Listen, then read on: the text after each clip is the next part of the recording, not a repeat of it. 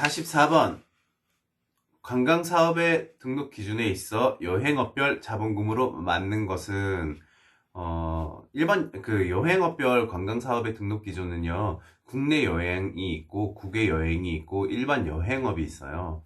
먼저 여러분들 상식선으로 생각해서 국내 여행은 조금 싸겠죠? 가격이. 등록을 하려면 관광사업을 등록하려면 나는 여행업을 이제 할 거예요 해서 여러 기관에 등록을 하거든요. 그래서 여행업별 자본금이 필수적으로 필요합니다. 왜냐하면 뭐 디파짓 경우도 있을 거고, 혹시 사고가 일어났을 때에 대한 여러 가지 뭐 배상 문제도 있을 수 있을 것이고, 그리고 이런 자본으로 기본적 진입장벽을 만들어서 모두가 그냥 여행업을 쉽게 할 수는 없게끔 만드는 그런 장치도 될 수 있을 거고, 그렇기 때문에 여러 가지 자본금에 대한 기준이 있어요. 그래서 먼저 국내 여행업은 3천만 원입니다. 3천만 원. 그리고 국외 여행업, 그러니까 해외죠. 해외 사업을 할 수 있는 것들은 6천만 원이고요. 그리고 일반 여행은 국내 뭐 해외 관계없이 여행에 관련된 거의 모든 사업을 진행할 수 있는 부분은 2억 정도 필요합니다. 2억 정도가 필요하고, 기타 뭐 인지세나 이런 것들도 다 따로 있거든요. 그렇다고 2억만 낸다고 해서 모든 사업을 할 수 있는 건 아닙니다, 여러분. 그렇기 때문에 기본적으로 자본금이 2억 원이 있어야지 승인이 나고, 그거에 따라서 뭐 사업자 등록증부터 영업 허가증 이런 것들이 다 나오게 돼요. 그렇기 때문에 여기서 답은 국내 여행업 3천만 원 이상. 답은 2번입니다, 여러분. 자,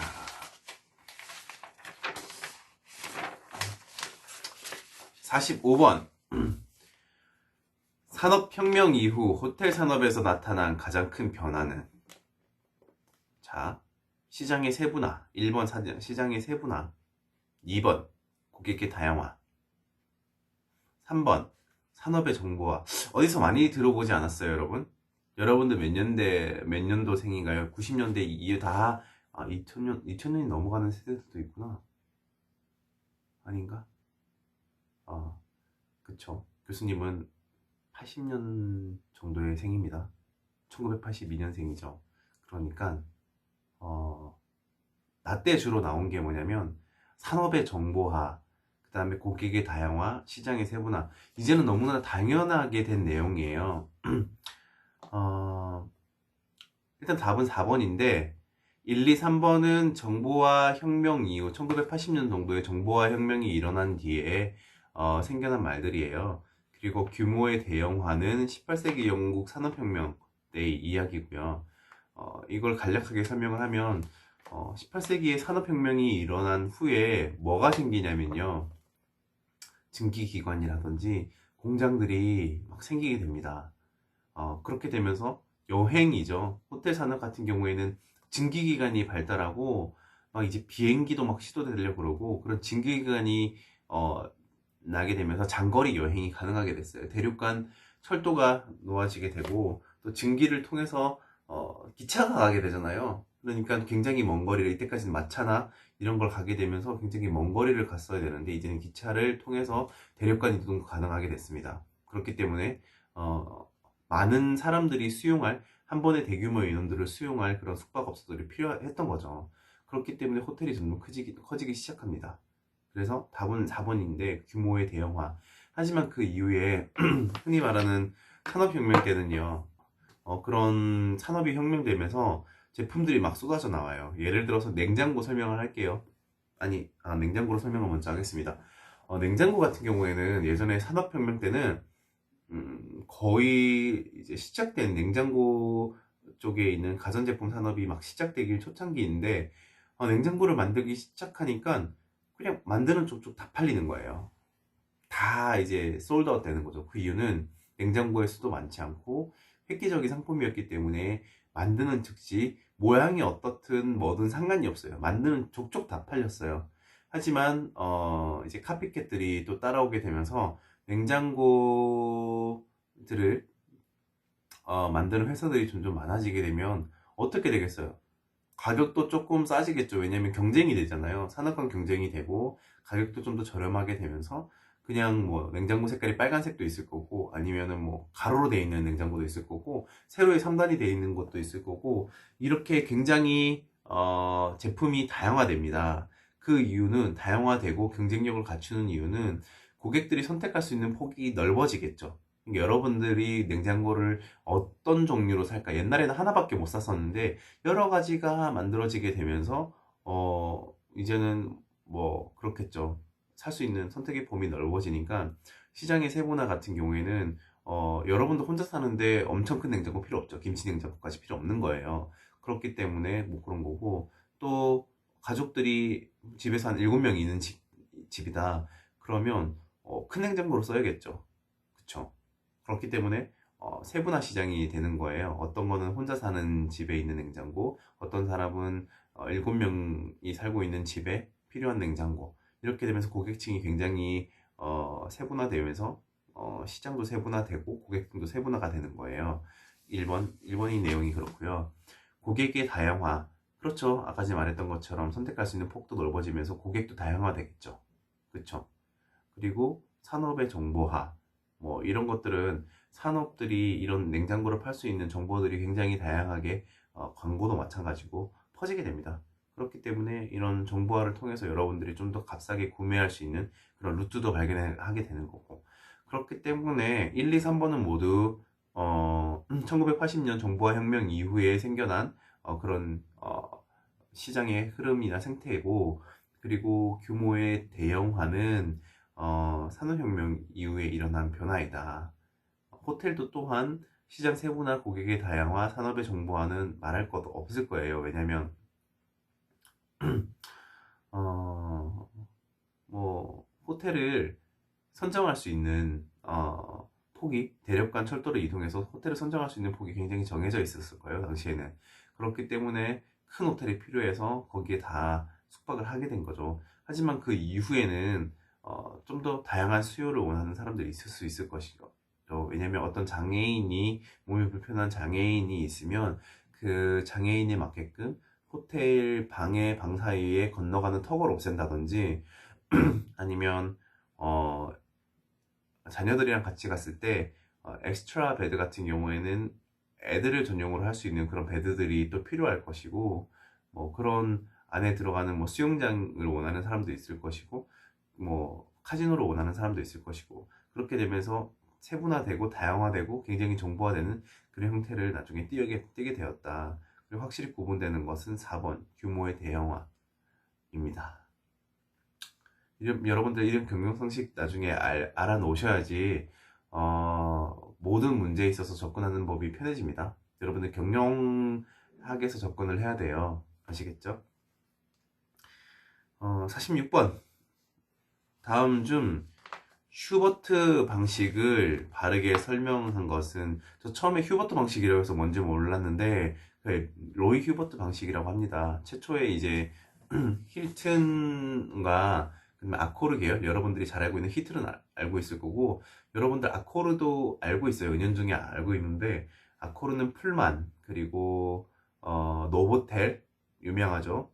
뭐 그런 호텔들을, 이비스도 가지고 있습니다. 여러분들 이비스 비즈니스 호텔, 이런 것들을 가지고 있는데 거기에서 산정한 방식입니다. 뭐냐면 너무 디테일한 내용보다는 로버트 휴 방식은 뭐냐면 로이 휴버트 방식은 뭐냐면 평균 객실 요금 산출 방법이라고 해요. 이게 나중에 일드 매니지먼트가 47번의 문제에 나올 텐데, 평균 객실 요금 산출 방법을 통해서 자신들의 원가도 계산을 해보고, 그리고 앞으로 우리가 이 호텔을 얼마 정도의, 이 방을 얼마 정도의 고객한테 예약을 받고 팔아야겠다라는 이런 뭐 경영에 접근 방식도 산정을 하는 거고, 여러 가지 이런 객실 요금이 산출이 돼야 돼요. 평균 객실 요금이 산출이 돼야지 성수기 비수기 때도 객실 요금을 산출을 할 수가 있고, 그 평균 객실 요금 산출 방법을 일드 매니지먼트에 있는 지배인이 하거든요. 일드 매니지먼트도 설명을 할 거예요.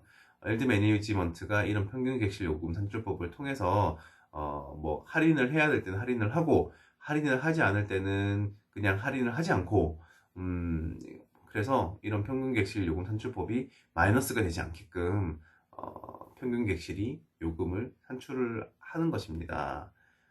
자, 46번에 2번 호텔의 객실 점유율을 계산하는 방법 아니죠. 3번, 호텔의 간접비를 배부하는 방법이다. 아니죠. 4번, 호텔의 연간 총 경비를 계산하는 방법이다. 아닙니다.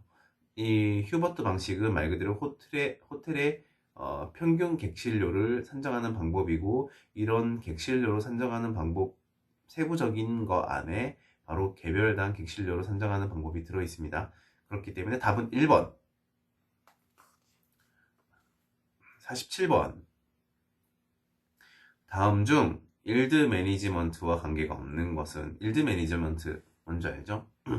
이게 제일 먼저 나온 것은 뭐냐면 항공산업에서 나왔어요. 항공산업에서 뭐 비즈니스로 이동하는 사람도 있을 거고, 또 어떤 여행차, 또 관광차 해외에 가는 사람도 있을 텐데, 이게 어떤 사람들은, 왜냐면 그렇잖아요. 쉽게 여러분 상식적으로 계산을 해보면, 여러분들 방학 언제예요? 방학 때, 그리고 연말 때 또 언제입니까? 그렇죠. 공휴일이라는 게 며칠 물려 있고, 아니면 뭐 설날, 아니면 그런 명절날 이런 것도 정해져 있고, 사람들이 쉬는 날은 사실 다 정해져 있어요. 왜냐면 최소 인원만 남기고, 또 산업이 잠시 스톱되는, 전체적으로 국가적으로 스톱되는 날들이 있어요. 그쵸? 춘절도 많이 있을 수 있을 것이고, 외국 같은 경우에는 이런 날에는 관공서가 쉴 때는 또 밑에 같은 뭐 하청업체들은 다 쉬죠. 그쵸? 그리고 삼성이 만약에 쉬게 되면 공장들도 같이 쉬어야 되는 날도 있을 수 있을 것이죠. 그죠? 그렇기 때문에 쉴 때 다 같이 쉬기 때문에 뭐 여행도 다 같이 가는 것이고, 그때 굉장히 비싸게 되는 거예요. 우리가 토일이, 여러분도 호텔이 비싼 이유는 그것 때문이에요. 그리고 토요일, 일요일 날, 평일날은 여러분들이 흔히 뭐 요즘은 코로나 때문에 가진 않지만 노래방 혹시 가나요? 노래방 갔을 때 평일에 서비스 되게 많이 주죠. 막 시간 또 뭐 20분씩, 10분씩 막 올려주고. 그럴 때는 평일날은 가능한 거예요. 하지만 가격도 싸죠. 할인하는 데도 되게 많을 거예요. 하지만 뭐 코노 제외입니다. 아니면 코노도 평일날 할인해 주는 것도 있어요. 하지만 토요 일요일은 굉장히 장사가 잘 됩니다. 그렇기 때문에 굳이 뭐 할인을 하지 않아도 계속 회전율이 높기 때문에 고객이 계속 바뀌는 거거든요. 회전율이. 그렇기 때문에 굳이 할인해 줄 필요가 없는 거예요. 하여튼 그런 수요나, 이거 어렵게 말을 하면 수요와 공급의 증감, 또는 뭐 정책, 뭐 이런 언어들이 있는데, 그런 뭐 용어들이 있는데, 이런 수요 공급의 법칙에 의해서 균형을 맞추는 일이에요. 그쵸. 그러니까 수요가 많을 때 공급을 어떻게 하겠어요? 조금 제한을 두거나, 뭐 다 받을 수 있겠지만 제한을 둬서, 흔히 말하는 공급하는 걸 제한을 둬서 가격을 높이는 방법. 수요가 많을 때 공급도 같이 거기에 맞추게 되면 가격은 일정하게 갈 수가 있겠죠. 하지만 공급에 필요한 여러 가지 들어가는 기타 제반 비용들이 굉장히 많이 들어가니까, 수요가 많을 때 공급을 어느 정도 제한을 두면 가격이 오르는 거죠. 그쵸? 희소성의 법칙에 의해서 그렇습니다, 여러분. 다이아몬드가 가장 비싼 이유는 세계에서 거기에 있는 보석이나 광물 중에서 가장 희귀하기 때문에 가장 비쌉니다, 여러분. 여러분들도 세상에, 다른 얘기지만 여러분도 세상에 단 한 명이죠. 그렇기 때문에 경제학적 원리나 경영학적 원리에서 보면 여러분들은 세상에서 가장 희소한 가치를 가지고 있어요. 그렇기 때문에 가치를 논할 필요가 없는 거예요. 살 수 없을 뿐더러. 그렇기 때문에 여러분들의 가치는 희소하기 때문에 경제학적 원칙에서 소중해야 되고, 그런 여러분들을 소중하게 좀 잘 다독여주기 바래요. 언제든지 힘들 때. 그리고 운동해서 건강관리도 잘하고. 다른 말로 샜는데, 여튼 뭐 47번 일드 매니지먼트와 관계가 없는 것은 1번 1970년대 미국 항공사들이 경쟁체제에서 시작된 기법으로 가격 할인에 따라 가장 수익적인 자재 판매율을 계산하여 수익적 부분을 모색하는 관리 기법이다. 이 내용을 알고 나니까 읽어보니까 쉽죠. 그쵸? 그리고 2번 호텔에서 한정된 객실 수를 적당히 할당함으로써 뭐죠? 공급에 한정은 항상 있죠. 그렇기 때문에 호텔은 공급에 의해서 한정되어 있습니다. 이익을 극대화하는 것을 의미한다. 성수기 때는 비싸게 받고 비수기 때는 싸게 받아서 이제 수요율이라고 해요. 그거를 높이는 거죠. 그쵸? 할인해서 많이 들어오게 하면 방은 어쨌든 하루 못 팔면 그냥 다음날로 넘어가는 거니까 그날그날 팔기 위해서 가격을 하는 거죠. 3번. 현재와 과거의 원보와 통계적 모델을 사용하여 수익과 고객 서비스를 동시에 증대하려는 수익 증대 기법이다. 그렇죠. 왜냐면 한정된 객실을 판다고 하더라도 객실 종업원 그리고 뭐 F&B 종업원 이런 사람들이 많이 올 때 사실 많이 고용이 돼야 되거든요. 그렇죠. 한 명당 고객 그 객실이죠. 객실 할당량이 뭐 종업원 한 명당 객실 종업원 한 명당 예를 들어서 한 15객실이라고 하자. 그러면 400실이 만실이에요. 그럼 몇 명이 필요할까요? 그쵸. 한 25명에서 8명 사이가 필요하겠죠? 그 정도가 넉넉하게 필요해서 여기에 있는 서비스를 다 제공을 해야 돼요. 근데 만실인데 종업원들이 작잖아요. 그죠? 그렇게 되면 뭐 하나 주문했을 때 방에서 룸 서비스를 했다. 근데 뭐 한 자기 30분 내에 올 줄 알았는데 막 2시간이 걸려. 너무 밀려가지고 룸 서비스가. 그리고 방을 숙박을 하고 가잖아요. 이거는 재생산 부서에 관한 얘기인데, 3일 동안 연휴야. 그러면, 하루 이틀 정도 묵고 가는 사람들이 있겠죠? 그러면 금요일날 이렇게 숙박을 하고 나간 사람들을 토요일날 빨리 받으려면 재생산 부서에서는 하우스키핑이라고 그러죠. 재생산 부서에서는 사람들이 막 이렇게 종업원들이 와서 열심히 방을 재정비해야 돼요. 청소도 해야 되고, 시트도 갈아야 되고, 안에 있는 에머니티도 교체를 해야 되고, 또 다시 한번 뭐 거기 있는 매니저가 와서 룸 확인도 뭐 헤어나 이런 것들 없는지 봐야 되고, 안에 기타 이제 그 뭐죠?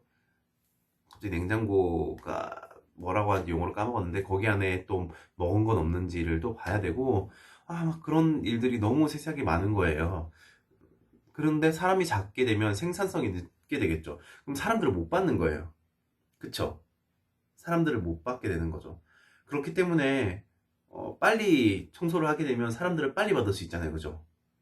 그렇기 때문에 이런 현재와 과거의 통계적 모델을 이용해서 예측을 하는 거예요. 아, 해운대에 6월부터는 사람들이 진짜 많아지겠구나. 그렇기 때문에 우리가 종업원을 이렇게 써서 이 정도를 쓰면 되겠다라고 미리 예측을 해서 섭외를 해놓는 거죠. 파트타이머를. 하지만 이게 요즘엔 참 어려운 게 다시 잠시 코로나 얘기로 넘어갈게요. 여러분들 이건 실물 경제고 호텔 여행 산업산에 필요한 내용이니까 꼭 들어놓으셔야 돼요. 코로나가 터지게 되면서 이런 일드 매니지먼트 자체가 무용지물이 되어버렸어요. 기능을 제대로 못하게 되겠죠. 왜 그럴까요, 여러분? 코로나가 발생되게 되면서 여행업에 타격이 굉장히 많아요. 미리 예약되어 있던 고객들도 다 오질 않고 여행사를 통해서 호텔에 예약을 하죠. 오지도 않고, 그리고 성수기 때 정작 와야 될 사람들이 다 오지 않는 거기 때문에 객실 요금 산출을 어떻게 해야 될지 모르는 거예요. 여러분 같으면 경영자면 어떻게 하겠어요? 1번, 진짜 싸게 준다. 방을. 2번, 뭐죠? 그냥 잠시 문을 닫는다. 3번까지만 할게요. 3번, 이때 VIP 객실이나 이런 걸 통해서 홍보 이벤트를 한다. 그리고 4번 한 번 더 하겠습니다. 이때 아니에요. 3번에 할게요. 이때 2번 때 호텔의 문을 닫고 리모델링을 한다로 수정을 할게요. 자, 1번 다시 하면 1번 되게 가격을 저렴하게 판다. 2번 문을 닫고 객실 리모델링이나 여러 가지 기타 못했던 정비들을 한다. 3번 이제 홍보나 광고 부분에 더 많이 이제 묻게 하기 위해서 VIP 이벤트 같은 무료 쿠폰이나 이제 서비스 체험권을 증정을 한다. 여러분들 뭐 하시겠어요? 이 세 개 중에서. 그쵸. 보통은 사람들이 그래도 묻게 하는 게 낫지 않나 싶거든요. 근데 과연 그럴까요? 1번 가격을 너무 싸게 준다. 그래, 한 방이라도 파는 게 낫겠지 하고 할 수 있어요. 그럼 여러분들 호텔은 뭘로 먹고 사는 산업이죠? 특급 호텔 같은 경우에는 이미지로, 브랜드 이미지로 먹고 사는 업이에요. 근데 평소에 뭐 한 50만 성수기 때 4, 50만 원에 팔던 방을 성수기 때 사람이 안 와. 그러면 얼마에 팔까요? 10만 원이라도 파는 게 낫지 않을까요? 그쵸? 아니에요, 여러분. 그렇게 해도 특급 호텔은 가격을 하한선이 정해져 있어요.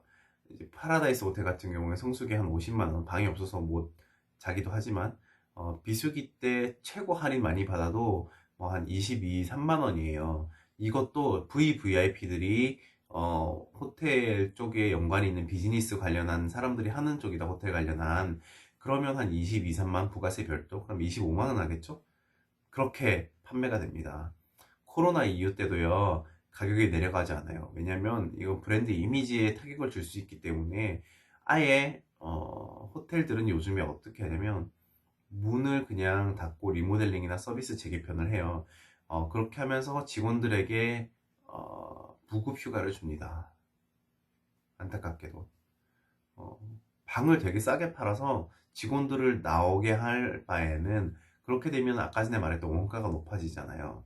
그쵸? 사람도 써야 되고 안에 중간재 들어가는 여러 가지 에머니티나 뭐 그 런저리도 있죠. 런저리도 여러 가지 블랭켓 같은 거, 그러니까 이불이나 뭐 그런 것들 이렇게 수거에 가서 세탁실에 이렇게 돌리는 거예요.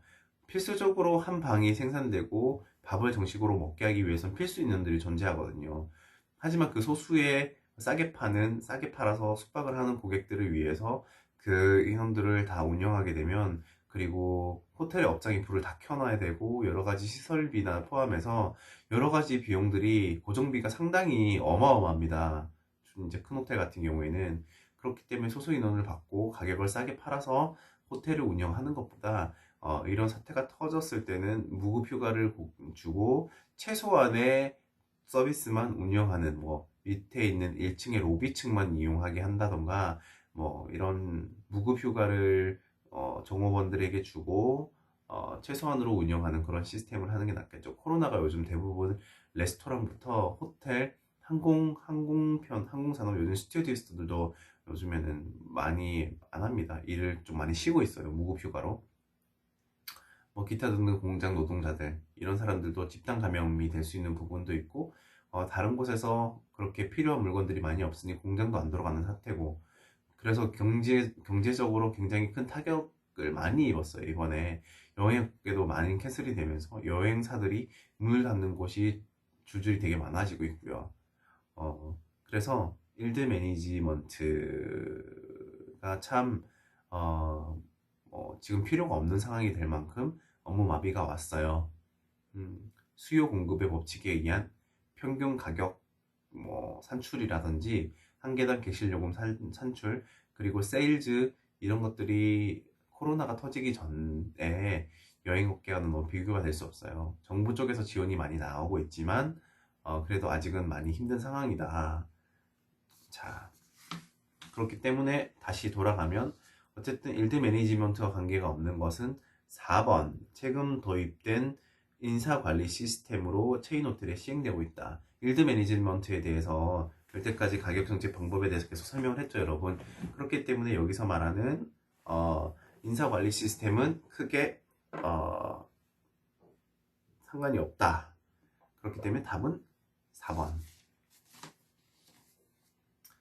자, 48번. 다음 중 호텔 식당 서비스의 편성 조직이라고 볼 수 없는 것은, 자, 그죠? 셰프드랑 시스템, 최고급 시스템입니다, 여러분. 이게 보통 프렌치 서비스에서 많이 좀 제공을 하는 건데, 보통은 여러분들 영화 뭐죠, 그거? 더 셰프라는 영화에서 보게 되면 한 명의 셰프가 음식들을, 나중에 나오는 음식들을 한 개 한 개 다 봅니다. 이렇게 한 개 한 개 다 보게 돼요. 뭐 이상한 이렇게 조그만한 침 가지고 탁 찍어서 조금씩 간을 다 봐요. 굉장히 정중하고 최고급 서비스를 제공하고, 그 밑에 뭐 헤드 웨이터, 그리고 3명의 3, 4명의 웨이터 편성 조직이 조직돼서 뭐 서버를 하고 뭐 접객을 하고 소믈리에도 있고 최고급 시스템입니다. 이게 호텔 식당 서비스 편성 조직이 맞고요. 헤드웨이터 시스템은 최고급의 약간 축소형이라고 보면 돼요. 아까 전에 뭐 헤드 셰프가 또 약간 보고 나가고 체크하고 맛 없으면 그냥 잡고 덧짓이 바로 던져버립니다. 딴 데로.